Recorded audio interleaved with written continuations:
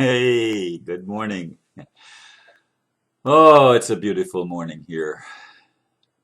Been awake for it's been awake for a couple of hours already, and in the meditation room for almost an hour. It's a beautiful morning. The title for today is Mysteries Unveiling as Souls Reunite in Aquarius. What I am feeling as I come to the computer from a long meditation is almost beyond words. My awareness is that many souls, even twin flames, are being reunited at this time in the first Aquarian cycle of the new year after 12/21/2012. Yes, it does involve me, and many more. And many more, I am told. Mysteries of separation and creation are being unveiled, allowing many of us to see more clearly and choose how we will relate to one another, to co-create heaven on earth, healing the planet and her most enigmatic creature, man. Male and female, masculine and feminine energies are coming together at this time and in the months immediately ahead of us. It's a beautiful thing to feel and will be an awesome thing to witness as the reunion occurs, changing everything.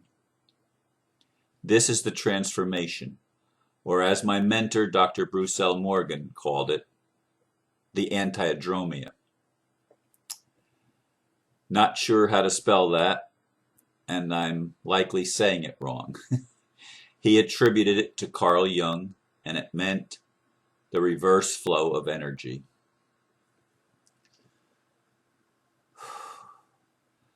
It was interesting because I mentioned yesterday that I've been involved in long conversations on the phone, and this is true. I've probably had some 2 to 3 hour conversations with a new friend who lives about 660 miles from me. And we've been exploring the possibility that we may be twin flames. It's exciting. It's scary. It raises all sorts of things in me and in her. And I'm not exactly sure how we're going to put anything together. We'll see. It's being developed. But it was interesting that someone posted on my Facebook wall yesterday a video. I don't even remember what the video was titled, but I watched that video, or I should say I played that video while I went and laid and took a little bit of a breather from the computer, just listening to the man talk. And then when I was talking to my friend about it, Gina, I forwarded it to her, I posted it on her wall, and we noticed that the name of the channel that this video was on is called Gold Ray Twin Flames. And there's a whole bunch of videos he has about twin flames. And I, because of the interest that has been newly kindled in me and the awarenesses that are happening, I listened to 3 or 4 actually of his videos, and I subscribed to his channel. Quite interesting indeed. But what I'm picking up in my meditation this morning is not only the romance of it. It's not about romance. It's about mission.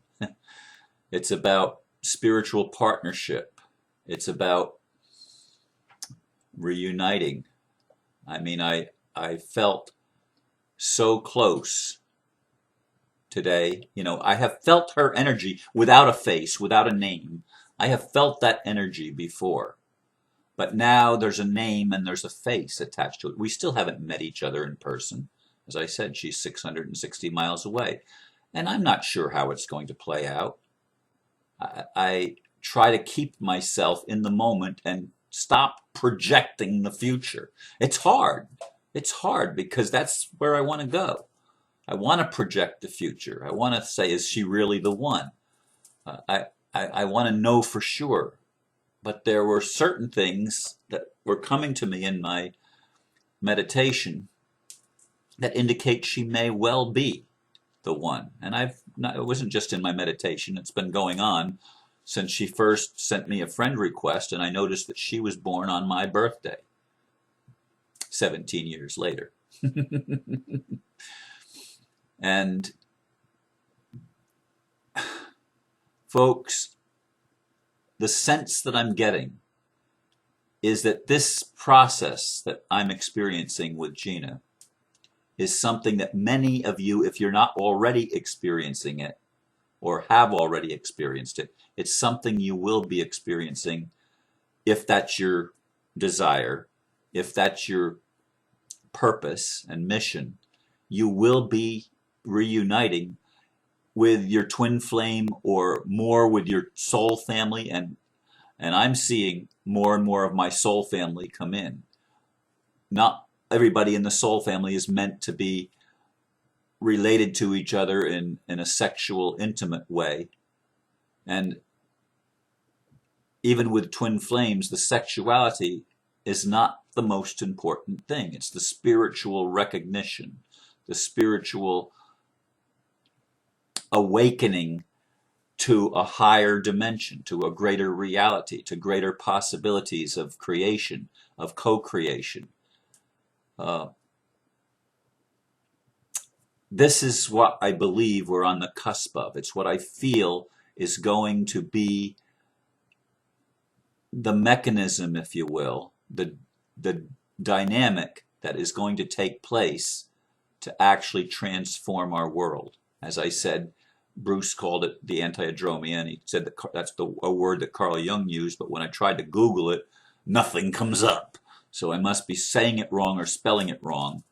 But it is a reverse flow of the energy. The energy has been almost devolving.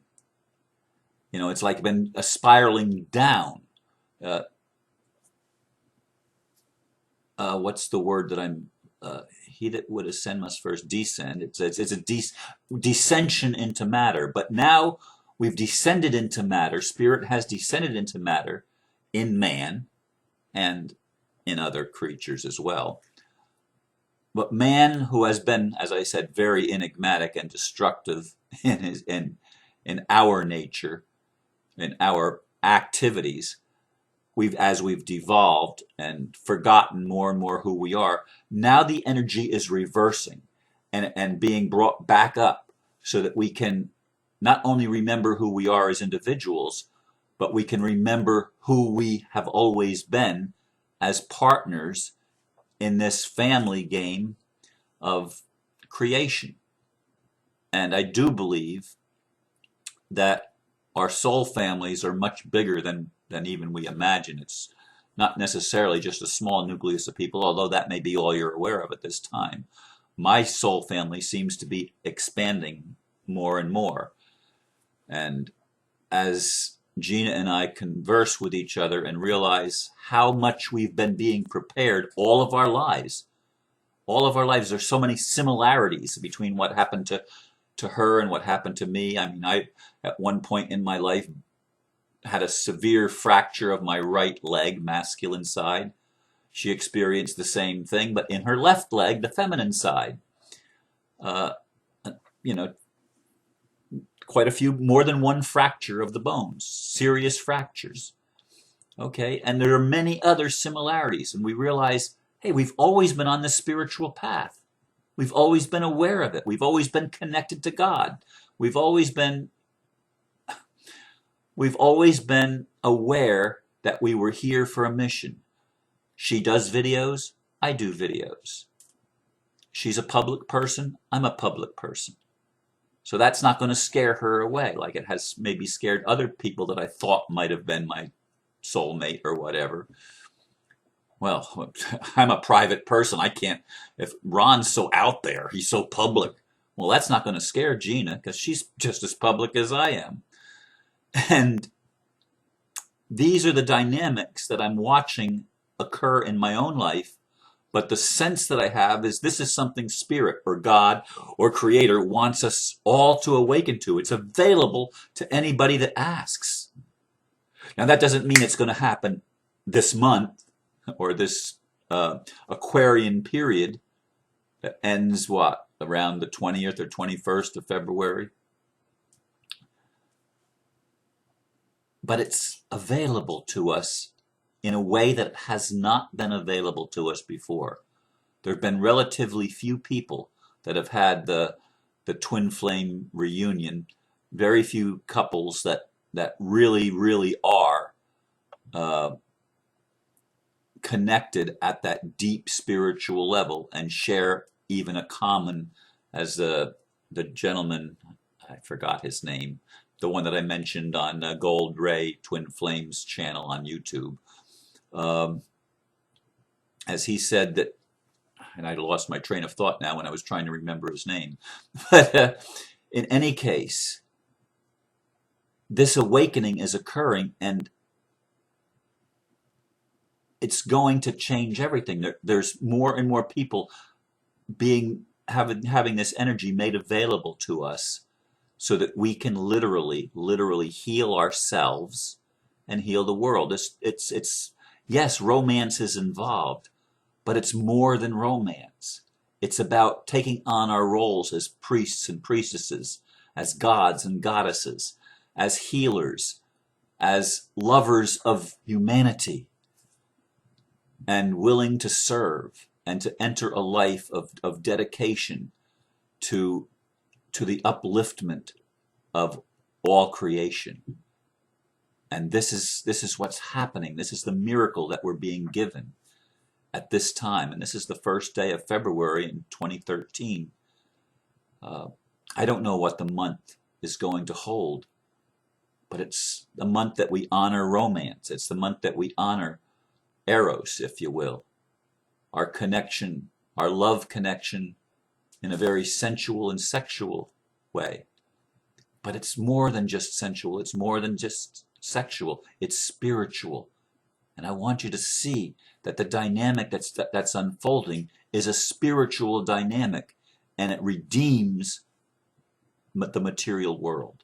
I really believe that that's where we're going. We're redeeming creation.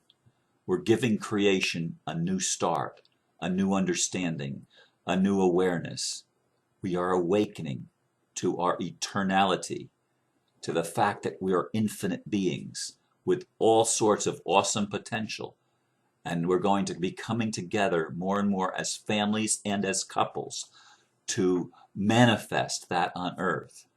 And this is a dynamic that will absolutely accelerate and accentuate the beauty of creation, the beauty of men and women, the beauty of life, the beauty of earth, the beauty of the cosmos. We're going to be experiencing that in a greater and greater sense. I believe, and I feel, and I'm excited about the changes that I sensed this morning in the meditation room, and even before I got out of bed to go to the meditation room. This is a beautiful thing. And I leave you with these thoughts, or this thought. Are you willing? Are you willing to invite your other half and your soul family into your life to interact for the good of all? Are you willing to serve creation and to help establish the kingdom of heaven on earth? Ask yourself that question and find out what answer your soul wants to give. What does your higher self say? Think about it. Think about it. The opportunity is here for you if you'll take it. Allow it to flow. Don't worry about how. Just be willing. Just have an open heart and an open mind and be willing. Thank you for listening. Namaste.